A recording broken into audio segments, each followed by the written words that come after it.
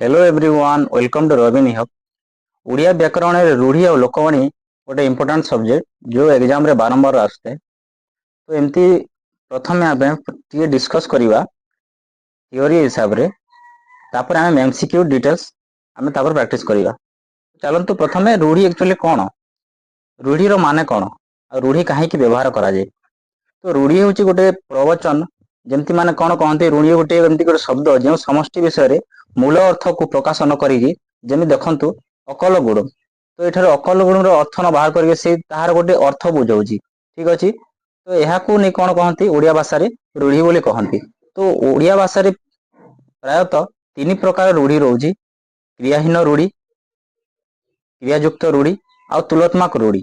जमती कि क्रियाहीन रूढ़ी रे क्रियापद न थाए। ठीक अच्छे। जमती देखो अलणा कथा, अरण्य रोदन, यहाँ सब क्रियायुक्त कौन कहती क्रियाहीन रूढ़ी। आ जो क्रियायुक्त थाए जब देख आखि पाइबा, नजर रखा, यह सब क्रियायुक्त रूढ़ी। आ गोटे रूढ़ी रोचे तुलनात्मक रूढ़ी। ठीक अच्छे।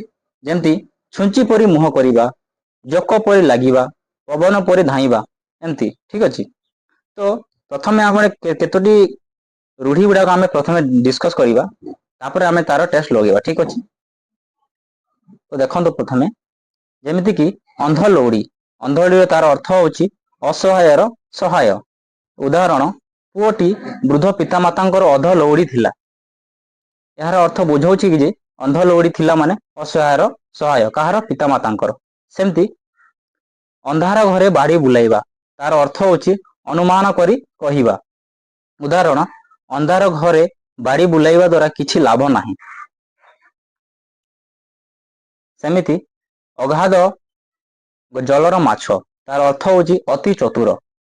उदाहरण देखंतु रमेश बाबू अगाध जलर माछ, तांकु धरिबा सहज नुहे।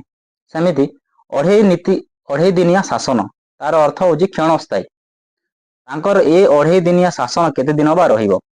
तो रूढ़ी गोटे एमती प्रकार जोटा कि तार मेन जिनस को बुझ नथिबो किंतु तार गोटे अर्थ बाहर करथिबो। सेमिति देख अड़ुआ सूता, तार अर्थ होची गोलमालिया परिस्थिति। उदाहरण एबे तो सब अड़ुआ सूता हो गलानी, किए बा समाधान करिवो। सेमिति अरण्य रोदन, तार अर्थ होची वृथा प्रार्थना। उदाहरण मु अनेक थर तांको पाखरे काकुति मिनती हेली, मात्र सबु अरण्य रोदन रे परिणत हेला। सेमिति अहीन कूल संपर्क, तार अर्थ होची घोर शत्रुता। उदाहरण से दुहिक मध्यरे अहीन कूल संपर्क रहिछि। आखि आगरे रखिबा, तार अर्थ होची लक्ष्य रखिबा। उदाहरण जातीय स्वार्थ को आखि आगरे रखी प्रति नागरिक कार्य करने उचित। सेमिति आखि तेराइबा, तार अर्थ होची डराइबा। शिशु एबे बुझी गलानी, आखि तेराइले मध्य से आ मध्य डरिबो नाही। सेमिति आखि बुलाइबा, तार अर्थ होची मोटामोटी देखिबा। उदाहरण परीक्षा को जीवा पूर्वरु बही गुड़िक उपरे आखि बुलाई नियो। सेमिति आखि बुझीबा, तार अर्थ होची मरिबा। आखि बुझीबा आगरु वृद्ध जनक निज संपत्ति बांटी देले।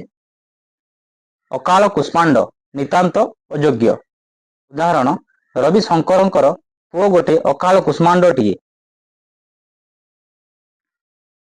सेमिति देख आपना सुना तो भेंडी, निज लोक, तार अर्थ होची निज लोक अयोग्य बा अपदार्थ। जेमती उदाहरण रे सेही चोर दलक भितरे रमेश बाबू को पुओ अछि, आपना सुना तो भेंडी काहा को कहिबे। सेमिति आखि देबा, तार अर्थ होची नजर देबा बा जत्न नेबा। उदाहरण पुओ उपरे टिकी आखि देबा पई बापा शिक्षकों को अनुरोध कले। सेमिति आखिरे नाचिबा, तार अर्थ होची मने पड़िबा। आज मध्य महाबात्यर भयंकर रूप आखिरे नाची उठे। सेमिति आशा भरोसा, तार अर्थ होची एकमात्र सहाय। तांको पछरे केही नाही, केवल भगवान ही एकमात्र आशा भरोसा। सेमिति आकाश कुसुम, तार अर्थ होची असंभव कल्पना। उदाहरण तुमर योजना मते आकाश कुसुम परि लागुछि। सेमिति आलो सखी आपना महत्व आपे रख, तार अर्थ होची निज निजर सम्मान रक्षा करिबा। उदाहरण ବାପା ଯଦି ନିଜକୁ କର୍ମ କରିବେ ତେବେ ପୁଅ ତାଙ୍କୁ ମାନିବ କିପରି? ଆଳ ସଖୀ ଆପଣ ମହତ ଆପେ ରଖ। ସେମିତି ଅଣ୍ଟି ଛୁରୀ ତଣ୍ଟି କାଟେ, ତାର ଅର୍ଥ ହେଉଛି ଆତ୍ମୀୟର ଶତ୍ରୁତା ଆଚରଣ। ଉଦାହରଣ ଯେମିତି ଏତେ ଆପଣାର ବନ୍ଧୁ ଶ୍ୟାମ ହୋଇ ମୋର କ୍ଷତି କଲା, ଅଣ୍ଟି ଛୁରୀ ତଣ୍ଟି କାଟିଲା। ସେମିତି ଅତିଭକ୍ତି ଚୋରର ଲକ୍ଷଣ, ତାର ଅର୍ଥ ହେଉଛି ସ୍ୱାର୍ଥ ସିଦ୍ଧି ପାଇଁ ସାଧୁତା ଦେଖାଇବା। ଉଦାହରଣ ପିଲାଟି ଶିକ୍ଷକଙ୍କୁ କେବେ ନମସ୍କାର କରେ ନାହିଁ, କିନ୍ତୁ ଆଜି ସେ ମୁଣ୍ଡିଆଟେ ମାରିଲା, ଅତିଭକ୍ତି ଚୋରର ଲକ୍ଷଣ। ସେମିତି ଅଳ୍ପ ଧନ ବିକଳ ମନ, ତାର ଅର୍ଥ ହେଉଛି ଦରିଦ୍ରର ବିକଳତା। କିରାଣୀଟିଏ ତାର ଦରମାକୁ ଜଗି ରହି ଖର୍ଚ୍ଚ କରେ, ଯେହେତୁ ଅଳ୍ପ ଧନ ବିକଳ ମନ। ସେମିତି ଅତି ଲେମ୍ବୁ ଚିପୁଡ଼ିଲେ ପିତା, ଅତି ଜିନିଷଟା ଖରାପ। ଉଦାହରଣ ପଡ଼ୋଶୀଙ୍କ ଠାରୁ ଥରେ ମାଗିଲ, ଦୁଇଥର ମାଗିଲ, ତୃତୀୟ ଥର ବେଳକୁ ସେ ନାହିଁ କଲେ, ଅତି ଲେମ୍ବୁ ଚିପୁଡ଼ିଲେ ପିତା। ସେମିତି ଅଦା ବେପାରୀର ଜାହାଜ ମୂଳ, ତାର ଅର୍ଥ ହେଉଛି ଅନାଧିକାର ଚର୍ଚ୍ଚା। ମନ୍ତ୍ରୀଙ୍କ କାମରେ ପ୍ରଶ୍ନ ପଚାରିବା ଅର୍ଥ ଅଦା ବେପାରୀର ଜାହାଜ ମୂଳ କରିବା। ସେମିତି ଆକାଶ କଇଁଆ ଚିଲିକା ମାଛ, ତାର ଅର୍ଥ ହେଉଛି ଅସମ୍ଭବ ଯୋଜନା। ଉଦାହରଣ ବାପା ଗାଁରୁ ଆସିବେ, ଆମେ ତାଙ୍କ ସାଙ୍ଗରେ ସର୍କସ ଯିବୁ, ଏ ତ ଆକାଶ କଇଁଆ ଚିଲିକା ମାଛ। ସେମିତି ଉଡ଼ିଗଲା ଚଢ଼େଇର ପର ଗଣିବା, ଅତି ବୁଦ୍ଧିଆ। ଦୁର୍ଗା ଉଡ଼ିଗଲା ଚଢ଼େଇର ପର ଗଣିବା ଲୋକ, ତାକୁ ସରଳ ଭାବ ନାହିଁ। ସେମିତି ଉତ୍ତମ ମଧ୍ୟମ, ତାର ଅର୍ଥ ହେଉଛି ନିସ୍ତୁକ ମାଳ। ହରିଆ ଉପରେ କାଳି ହୋଇଥିବା ଉତ୍ତମ ମଧ୍ୟମ ସେ ଆଦୌ ଭୁଳିବ ନାହିଁ। ସେମିତି ଉପୁରି ମାଳ, ନିର୍ଦ୍ଦିଷ୍ଟ ଆୟରୁ ଅଧିକ। ଉପୁରି ମାଳ ଅର୍ଜନ କରିଥିବା ବ୍ୟକ୍ତି ସମାଜର କଳଙ୍କ ଅଟେ। ସେମିତି ଉଷୁନା ଧାନ ଗଜା ହେବା, ତାର ଅର୍ଥ ହେଉଛି ଅସମ୍ଭବ ସମ୍ଭବ ହେବା।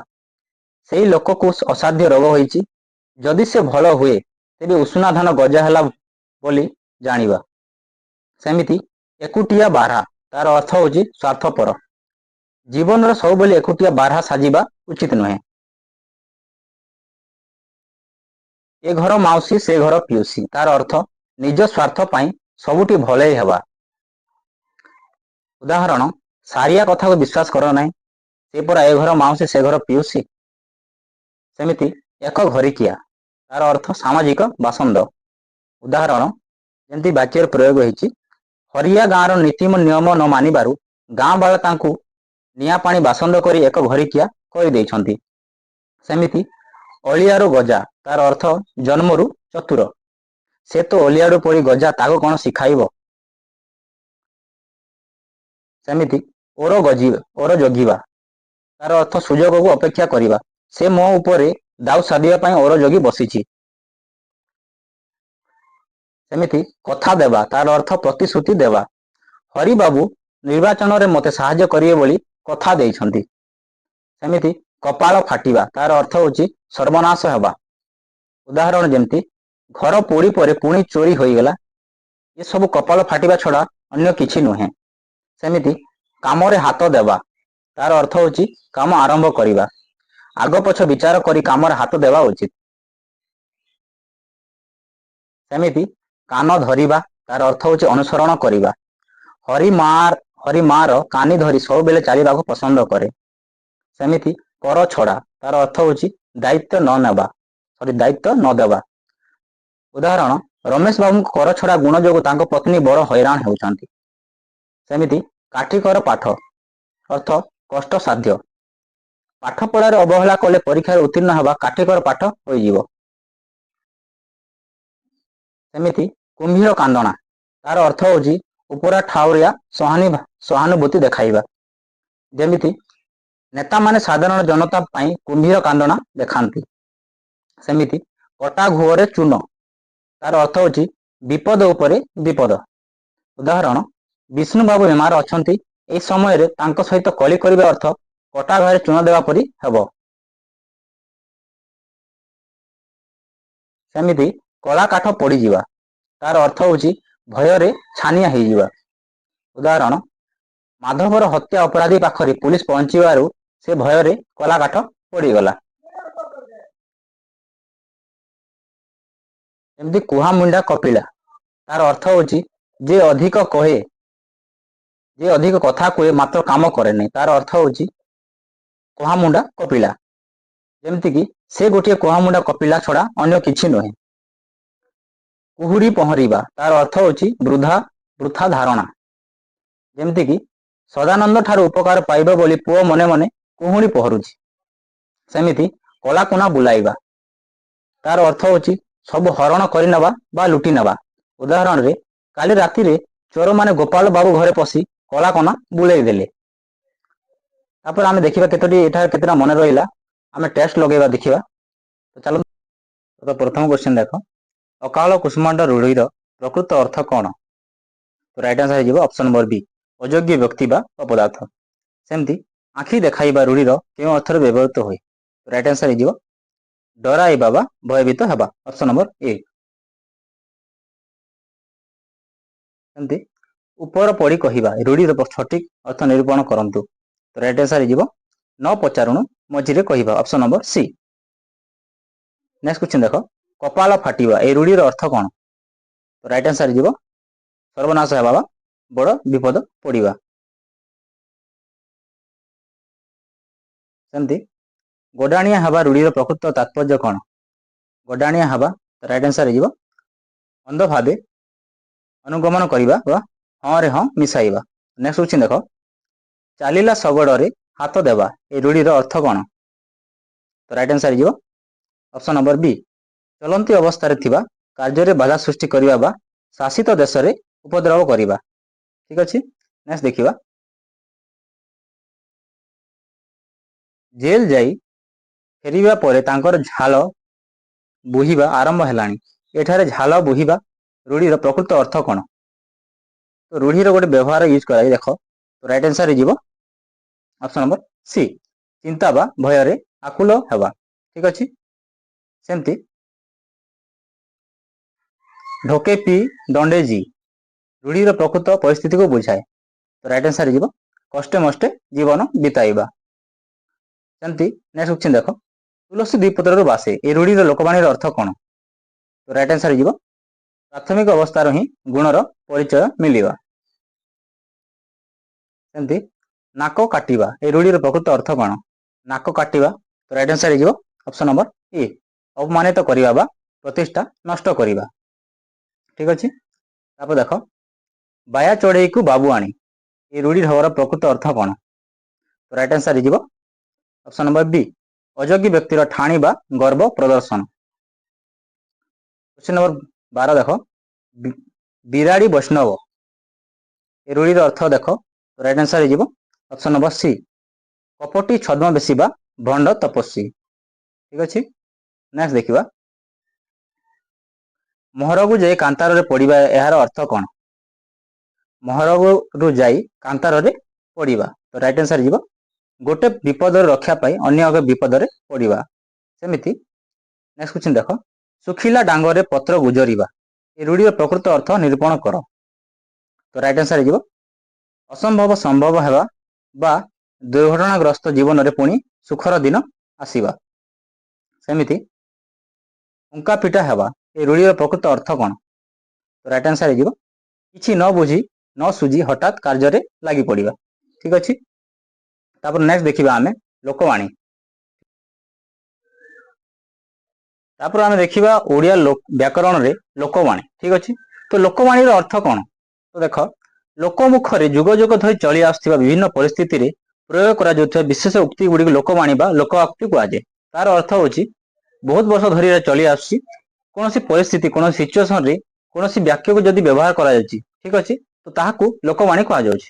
ଠିକ୍ ଅଛି, ତ ପ୍ରତ୍ୟେକ ଭାଷାରେ ଗୋଟେ ଗୋଟେ ଲୋକବାଣୀ ରହୁଛି, ଆମ ଭାଷାରେ ବି ଅଛି ଓଡ଼ିଆ ଭାଷାରେ। ସେଠାରୁ ଲୋକବାଣୀରୁ ଓଡ଼ିଆ ଭାଷାରେ ଲୋକବାଣୀକୁ ପ୍ରବାଦ ବା ପ୍ରବଚନ ମଧ୍ୟ କୁହାଯାଏ। ଠିକ୍ ଅଛି, ତ ଆମେ ଦେଖିବା କେତୋଟି ଇମ୍ପୋର୍ଟାଣ୍ଟ ଯୋଉଟାକି ଲୋକବାଣୀ ତାର ଅର୍ଥ ସହିତ। ତାପରେ ଆମେ ଏହାପରେ ଆମେ ଗୋଟେ ଟେଷ୍ଟ ଲଗେଇବା। ଠିକ୍ ଅଛି, ତ ପ୍ରଥମେ ଦେଖି ନେବା, ଦେଖ, ଅତିଭକ୍ତି ଚୋରର ଲକ୍ଷଣ, ତାର ଅର୍ଥ ହେଉଛି ଉପରକୁ ବିନମ୍ରତା ପ୍ରକାଶ କରି ଭିତରେ ଖରାପ ଅଭିପ୍ରାୟ ରଖିବା। ସେମିତି ଅନ୍ଧ ଦେଶକୁ ଗଲେ ପସାରି ବିକି, ତାର ଅର୍ଥ ହେଉଛି ମୂର୍ଖମାନଙ୍କ ଆଗରେ ଜ୍ଞାନ ଚର୍ଚ୍ଚା କରିବା। ସେମିତି ଅଳ୍ପ ବିଦ୍ୟା ଭୟଙ୍କାରୀ, ତାର ଅର୍ଥ ହେଉଛି ଅଳ୍ପ ଜ୍ଞାନ ଥିବା ବ୍ୟକ୍ତି ସବୁବେଳେ ଗର୍ବ ପ୍ରକାଶ କରି ଅପଦସ୍ଥ ହୁଏ। ସେମିତି ଆପଣ ସିଂହରେ ଭୁଇଁ ତାଡ଼ିବା, ତାର ଅର୍ଥ ହେଉଛି आत्मनिर्भरशील हेबा बा निज शक्ति उपरे भरोसा करी कार्य करिबा। ठीक अछि। तापर देख आलू खोलू खोलू महादेव बाहरिबा। तार अर्थ होची सामान्य घटनार बड़ विपद बा बड़ कथा सामना को आसीबा। सेमिति ऊपर चिकण भितरे फांका। तार अर्थ होची बाहर सौंदर्य थाई भितरे गुण न थाई शून्यता रहिबा। सेमिति गोठ माथिले गोबरी मते कौनसी कार्यर भल मंद न बुझी केवल अन्य मानक देखा शिखा काम करिबा। ठीक अछि। तापर नेक्स्ट देखिबा हमें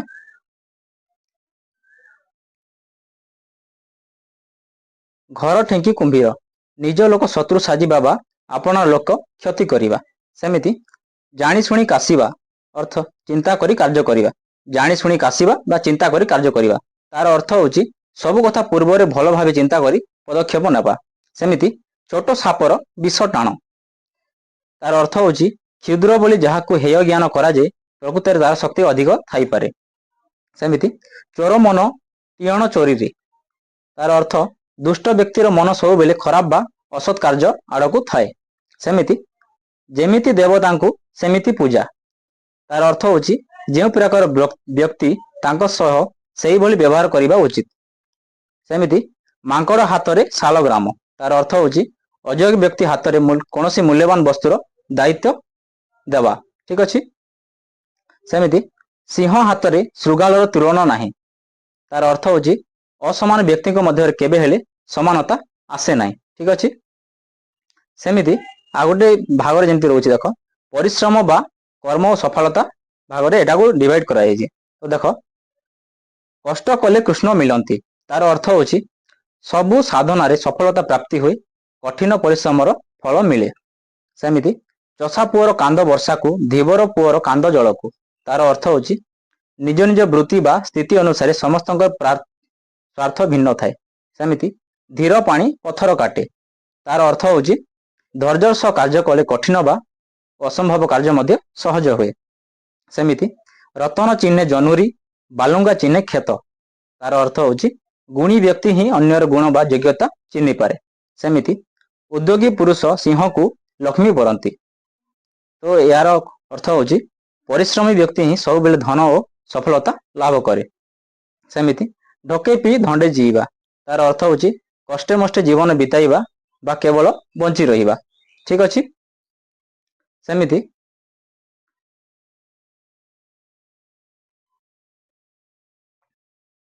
देख न देखिला गोरु भिंडाइला साउटे नुआ करी किछि देखिले बा पाइले अत्यधिक व्याकुलता प्रकाश करिबा। सेमिति नाई मामू ठारू कोणा मामू भल। तार अर्थ होछि संपूर्ण अभाव अपेक्षा किछि पाइबा श्रेयस्कर। सेमिति पेट पोष नाही बंचिया पई पेट निमते जे कोनोसी वृत्ति आपणाइबा निंदनीय नुहे। ठीक अछि। सेमिति वास्तविकता ओ सामाजिक सत्य हिसाब रे देख उल्टा वृक्ष रे चढ़िबा। तार अर्थ होछि साधारण नियमर विपरीत बा उल्टा कार्य करिबा। सेमिति तुलसी दुई पदरु बासे। तो यार तार अर्थ होछि प्राथमिक अवस्था ही प्रतिभा बा भविष्यतर सूचना मिली जाए। सेमिति गोरु दृष्टि अपेक्षा शून्य गोठ भल। तार अर्थ होछि खराब बंधु बा क्षतिकारक सहयोगी अपेक्षा एका रहिबा भल। सेमिति धन थिले समस्ते आपणार। तार अर्थ होछि स्वार्थपर समाज रे प्रतिपत्ति और धन थिले सबु लोक निजर हुअन्ते। सेमिति धर्मर जय पापर क्षय। तार अर्थ होछि शेष रे सत्य और धर्मर ही विजय होइथाए। सेमिति निज हाथ जगन्नाथ। तार अर्थ होछि निज कार्य निजे करिबा ही श्रेष्ठ पंथा। सेमिति लुहा पोड़ी कुंडा खाइबा। लुहा पोड़ी कुंडा खाइबा। तो यार अर्थ होछि अन्यर बड़ क्षति करे निजर सामान्य लाभ करिबा। सेमिति विपद बेले बुद्धि परीक्षा। तार अर्थ होछि कठिन समय रे ही मनुष्यर प्रकृत धैर्य ज्ञान जना पड़े। सेमिति साग हाथ रे संतोष। तो यार अर्थ होछि सीमित संबल मध्य शांति रे जीवन यापन करिबा। सेमिति आ केतरा रहउछि इंपोर्टेंट गुडाक जोटा लोकवाणी देख अति दर्पे हत लंका। तार अर्थ होछि अत्यधिक अहंकार ही पतनर कारण साजे। सेमिति आगे निजे सजय हवा। तार अर्थ होची अन्य को संशोधन करने पूर्व निजक सजाड़ा उचित। सेमिति एका माघ के शीत जाए ना, तार अर्थ होची विपद बेले केवल गोटे थर आसे नहीं, सुजोग बारंबार आसे। सेमिति ओठ चाटिले शोष मरे ना, तार अर्थ होची अत्यधिक आवश्यकता स्थले अति सामान्य प्राप्ति अदरकारी। सेमिति कला काठ पढ़िबा, तार अर्थ होची संपूर्ण रूपे निर्जीव बा निराश हो जिवा। सेमिति गछ न थाई काठ खोजिबा, तार अर्थ होची बिना प्रस्तुत बा भित्तिभूमि न थाई फल आशा करिबा। सेमिति चोर गले बुद्धि पाकल, समय बीतीगला पर बुद्धि आसीबा बा सचेतन हेबा। सेमिति जल बिना पद्म सुखी जाए, तार अर्थ होची आश्रय बा मूल आधार नथिले प्रतिभा नष्ट हो जाए। सेमिति ठकिबा लोक सब बेले जीते नहीं, यार अर्थ होची असाधुता द्वारा चिरदिन सफलता मिले ना। सेमिति तेलिया मुंडरे तेल, तार अर्थ जार सबू अच्छी ताकू ही समस्ते अधिक साहाय्य करती। सेमिति दैव दौड़ी मानिस गाई, तार अर्थ होची मनीष भाग्यर अधीन, भाग्य ही सब परिचालित करे। सेमिति नाची न जानले अगणा बंका, तार अर्थ होची निजर दोष बा अयोग्यता लुचाई अन्य उपरे दोष लदिबा। सेमिति पर घर बारंडा आश्रा, सब बेले अन्य उपरे निर्भर करी जीवन बिताइबा। सेमिति बिले कपाल को सिक्का छिंडिबा, यार अर्थ होची निजर अजाणतारे बा हठात अप्रत्याशित सुजोग मिली जिबा। सेमिति मूसा मारिबा को गाँ पोड़िबा, तार अर्थ होची सामान्य शत्रु बा समस्यार समाधान पाई बड़ धरणर क्षति करिबा। सेमिति जेउ थालरे खाइबा से थालरे कणा करिबा, तार अर्थ होची विश्वासघातकता करिबा बा उपकारीर अपकार करिबा। सेमिति सुखिला हाथ रे पत्र गुजारिबा, तार अर्थ होची निराशा मध्य पुनर्बार आशार संचार हेबा। सेमिति हाथी गले मध्य चमड़ा सुखिले भी मूल्यवान हाथी गले मध्य चमड़ा सुखिले भी मूल्यवान, तार अर्थ होची बड़ लोकंकर स्थिति खराब हेले मध्य सेमानकर गुण सम्मान रहे। तो आम क्वेश्चन सेट लगेगा। तो देखंतु प्रथम क्वेश्चन, अति लोभे तंटी नष्ट, ए लोकवाणीर अर्थ कौन?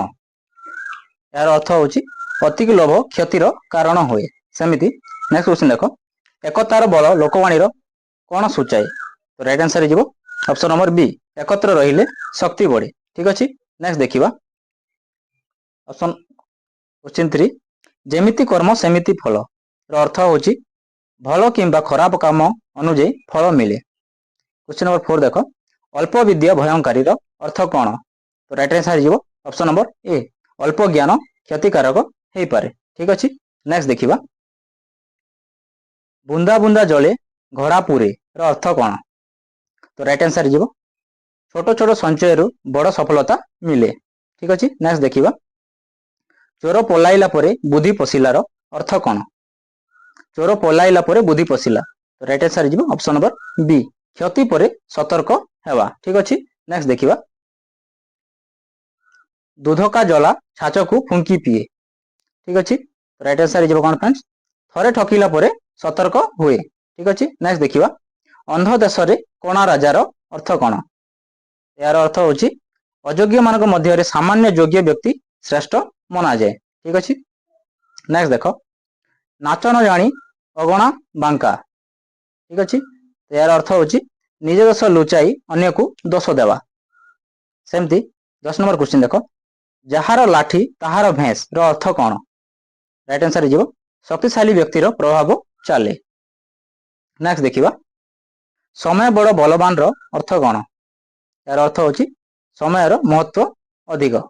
ठीक अच्छे, नेक्स्ट देखो घर पोड़ी तमाकू सेकिबा अर्थ कौन? छोट लाभ पाई बड़ क्षति करिबा। नेक्स्ट देखिबा दुई नादरे पाद देले डुबीबा निश्चित अर्थर अर्थ कौन? दुई नाउरे पाद देले डुबीबा निश्चित, यार अर्थ होची एका साथी रे दुई काम कले विफलता आसी पारे। तो राइट आंसर हो ऑप्शन नंबर बी। नेक्स्ट देखिबा काठर हांडी बारंबार चढ़े नहीं अर्थ कौन? काठर हांडी बारंबार चढ़े नहीं, तो राइट आंसर हो एका चालाकी बारंबार काम करे नहीं। ऑप्शन नंबर राइट आंसर हो ऑप्शन नंबर बी। ठीक अच्छे, नेक्स्ट देखो ଯେମିତି ବିହନ ସେମିତି ଫଳର ଅର୍ଥ କ'ଣ? ଯେମିତି ବିହନ ସେମିତି ଫଳ, ତାର ଅର୍ଥ ହେଉଛି ଯେମିତି କାରଣ ସେମିତି ପରିଣାମ। ଠିକ୍ ଅଛି, ଏହା ଥିଲା ଫୁଲ୍ ସେଟ୍ ଫ୍ରେଣ୍ଡସ୍। ଯଦି ଚ୍ୟାନେଲକୁ ଆପଣ ଯଦି ନୂଆ କରି ଆସୁଛନ୍ତି ତାହେଲେ ନିହାତି ସବସ୍କ୍ରାଇବ୍ କରନ୍ତୁ, ଆଉ ଭିଡ଼ିଓଟି ଭଲ ଲାଗିଲେ ନିହାତି ଲାଇକ୍ କରିବେ ଆଉ ସେୟାର କରିବେ। ଧନ୍ୟବାଦ।